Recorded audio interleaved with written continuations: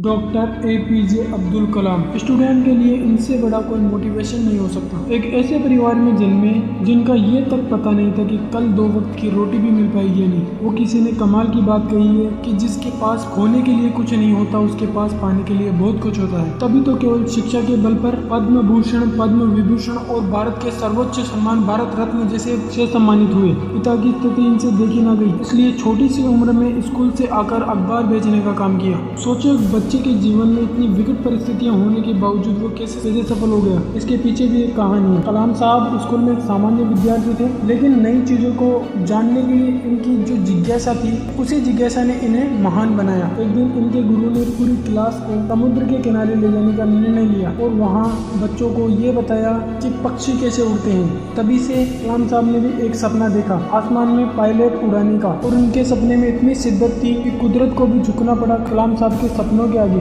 उस दिन से उनकी आंखों में केवल एक ही सपना था, मुझे पायलट बनना है। इस सपने को पूरा करने के लिए कलाम साहब ने इतनी मेहनत की कि वो सपनों के बिल्कुल करीब आ चुके थे। लेकिन वो कहते हैं ना कि मेहनत करने से भी अगर सफलता ना मिले तो समझ लो प्रकृति ने इससे भी बहुत कुछ बड़ा आपके लिए सोच रखा है। ऐसा ही कलाम साहब के साथ हुआ। एयरफोर्स के एग्जाम में इनका सिलेक्शन नहीं हो पाया। ये पूरी तरह टूट चुके थे, लेकिन उन्होंने हार नहीं मानी और ये स्वीकार किया कि नियति ने शायद मेरे लिए इससे भी बहुत कुछ बड़ा सोच रखा है। और उनका अपने ऊपर ये विश्वास आगे चलकर सही साबित हुआ और कलाम साहब भारत के महान वैज्ञानिक संस्थान इसरो में शामिल हुए। कलाम साहब की जितनी तारीफ की जाए उतनी कम है। यहाँ तक पहुँचने के बाद उनकी समस्या समाप्त नहीं हो गई, बल्कि और बढ़ गई। ये मांग थी नियति की साबित कर कि जो मैं तुझे देना चाहती हूँ क्या तू उसके लायक है, क्या तेरे अंदर वो योग्यता है कि उस पद को संभाल सके। उसके लिए नियति ने कलाम साहब की बहुत कठिन परीक्षा ली। यहाँ से हमें ये सीखने को मिलता है कि जब भी नियति हमारी कठिन परीक्षा लेती है तो वो ये चेक करती है कि जहाँ मैं इसे पहुँचाना चाहती हूँ क्या ये वहाँ जाने की योग्य है।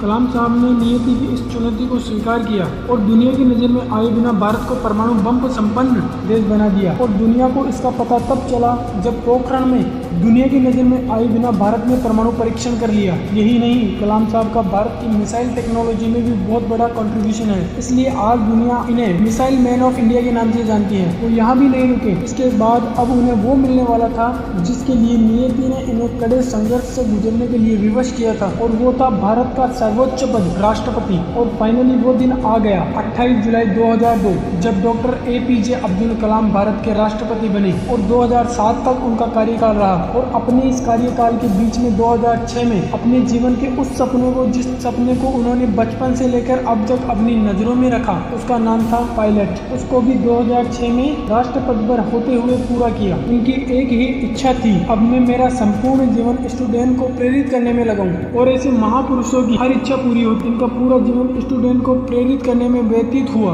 और उनका निधन भी स्टूडेंट को प्रेरित करते हुए 83 वर्ष की आयु में हुआ। जब ये एक कॉलेज में स्पीच दे रहे थे तो हार्ट अटैक आने से इनकी मृत्यु हो गई। इनका कहना था कि हर युवा को सपने देखने चाहिए। कलाम साहब कहते थे कि सपने वो नहीं है जो आप नींद में देखते हो, बल्कि सपने वो है जो आपको नींद ही ना आने दे। उनका कहना था कि एक अच्छी पुस्तक हजारों दोस्तों के बराबर होती है, जबकि एक अच्छा दोस्त पूरी लाइब्रेरी के बराबर होता है। और उनका मानना था कि यदि कोई व्यक्ति असफल होता है तो कभी हार ना माने, क्योंकि फेल का मतलब फर्स्ट अटेम्प्ट इन लर्निंग है। देखो हाँ, ये सच है कि आप अपना भविष्य नहीं बदल सकते, लेकिन आप अपनी आदतें बदल सकते हैं और आपकी आदतें ही निश्चित आपका भविष्य बदल देगी। कलाम साहब को पढ़ने के बाद में मैं यही कहूँगा कि आपने जो देश को दिया है वो अनमोल है और इसमें कोई संदेह नहीं। छात्रों के लिए कलाम साहब से बड़ी कोई इंस्पिरेशन नहीं। धन्यवाद।